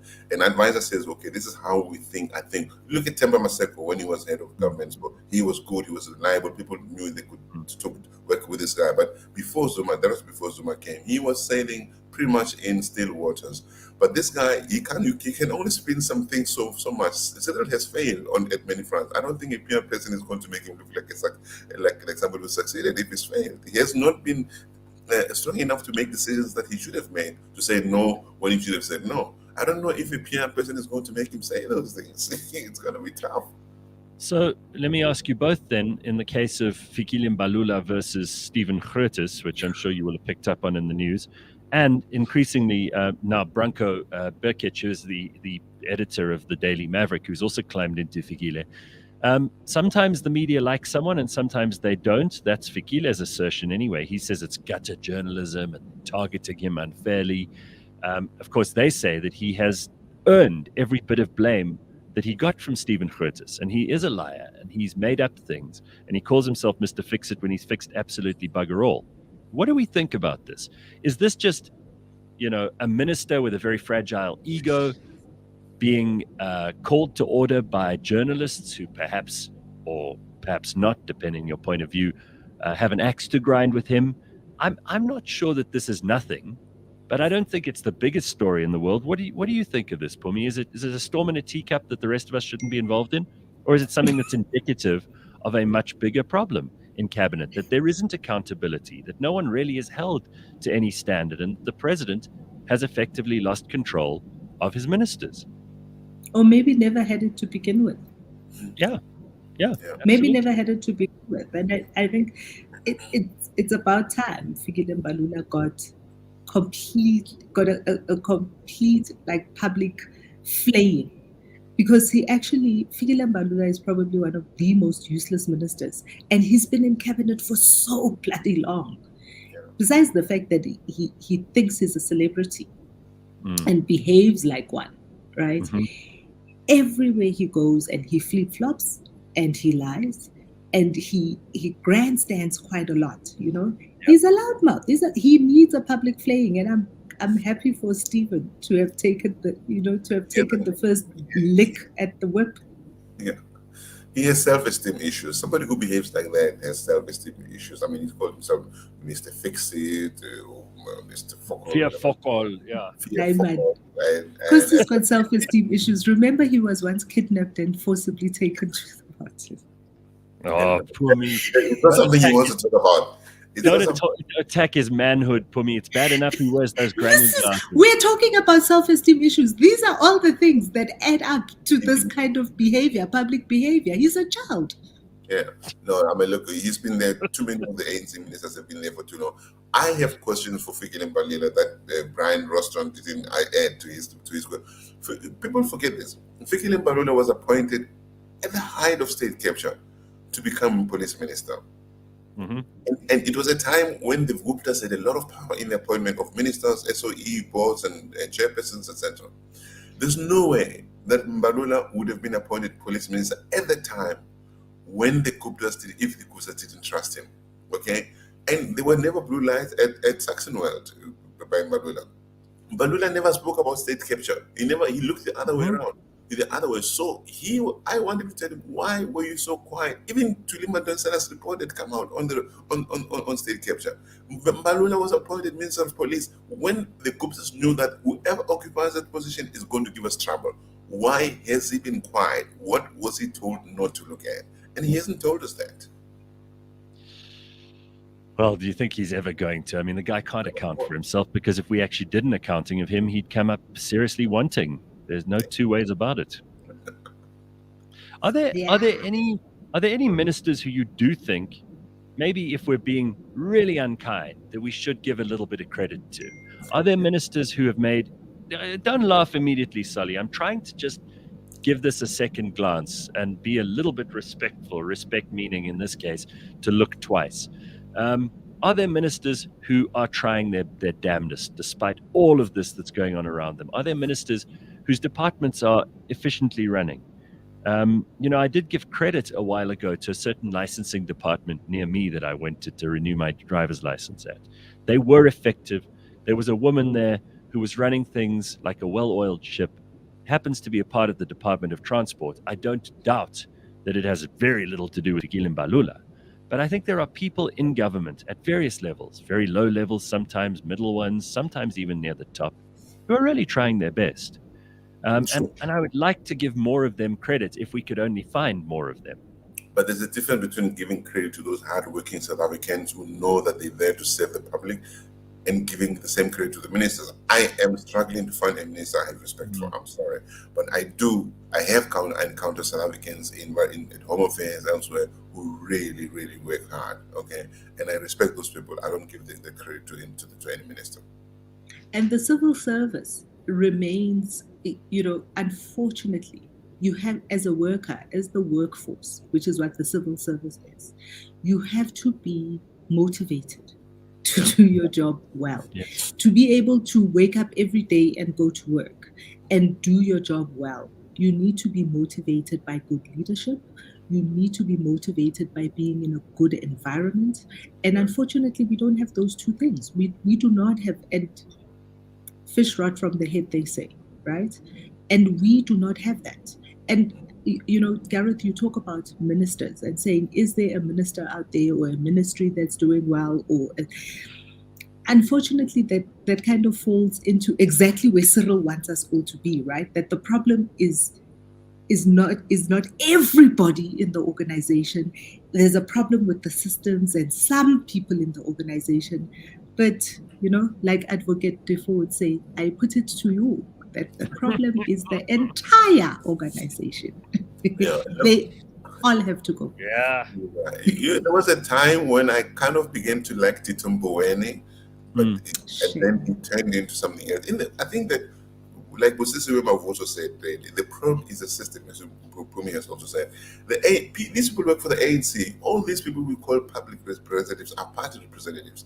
When the ANC says you're going to vote this way, irrespective of whether it's good for South Africa or not, they will vote the way the party tells them. They're there for their jobs. So even Tito Mboweni, I mean, we know he tried to push back, in terms of narrative. They're saying, but guys, what about this? What about this? Do this? But at some point, they whip him back into line, and then he ended up leaving in the end.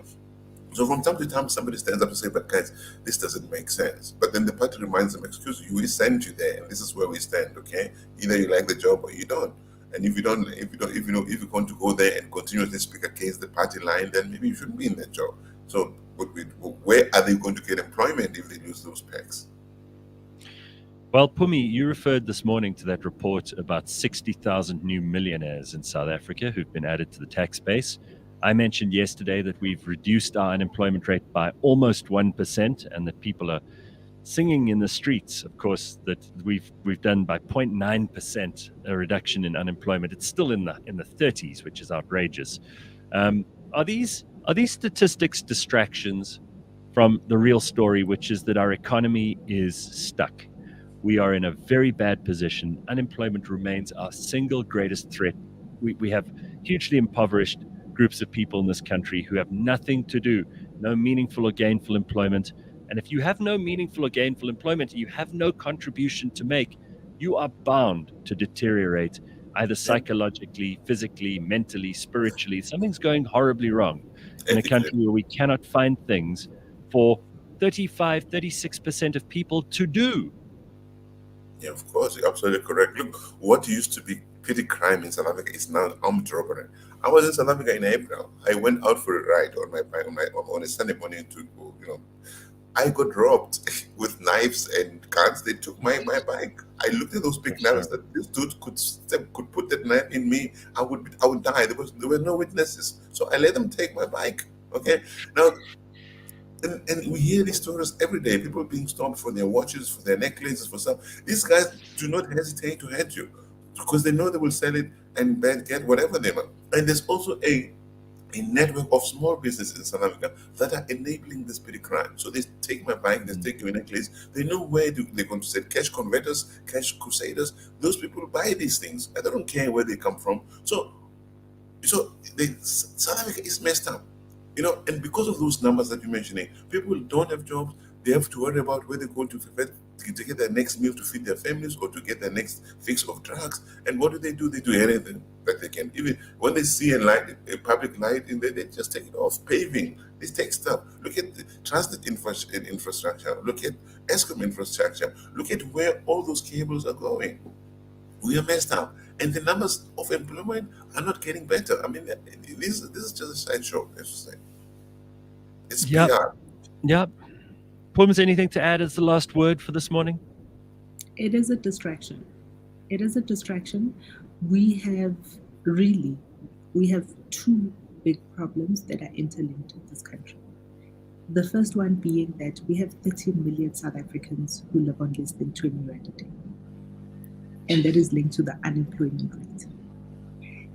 Every other thing, every single political party, every single politician, every single person, we should be putting our best minds to the task of solving that problem.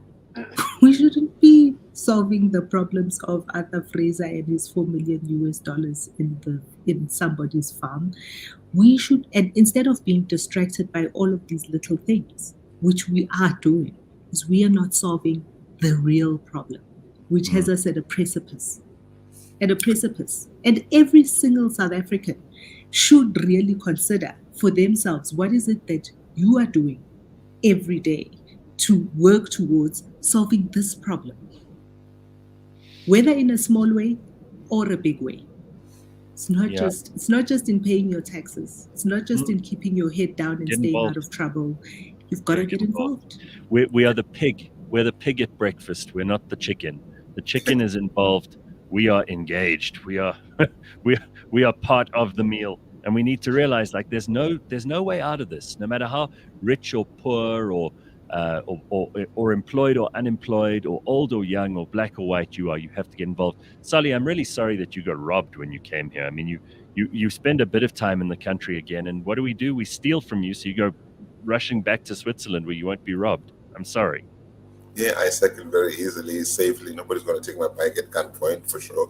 Look, I think the changes we need in South Africa are systemic changes. Those people that we spoke to who are registered to vote and don't vote, high problem. We need to, the way, if we want to sustainably change the way South Africa is run, the direction it's taking, we have to remove the ANC. We have to work in it strongly. And we can't work in it if people don't vote. We have to vote. We have to change it so that we can have people at the top who can say, okay, we used to do things this way under the ANC. We need a post-ANC South Africa. Let's end this way then, because I think one of the highlights I've taken out of this conversation is Pumi's reading of that by-election in Soweto with that independent candidate getting 22%. Don't just vote. If you're a registered voter, don't just vote. Maybe you should stand. Maybe that's what you should do. Maybe we should all realize that now we are the pig instead of the chicken. You can't just lay an egg. You have to actually give your bacon. And it might mean for some people a change in career. It might mean for some people that you suddenly have to take yourself seriously and be willing to have other people take you seriously. It's not easy, but the more people we can have doing that, and be willing to be ridiculed. More than being taken seriously. Be willing to be ridiculed. And to do the crazy thing. And go and clean the toilets at your kids' schools rather than have them pee and have to use ablutions outside. Right? I mean, let's all just get our hands dirty. Unfortunately, That is not a pleasant thought, but it's something we have to consider. Thank you very much, Solly. Good to have you on the show again. It's always lovely to hear your insights and your thoughts. And Phumi Mashego will return with me for another episode of The Burning Platform next Thursday. Have a great day, everybody. We'll see you tomorrow. Love you lots.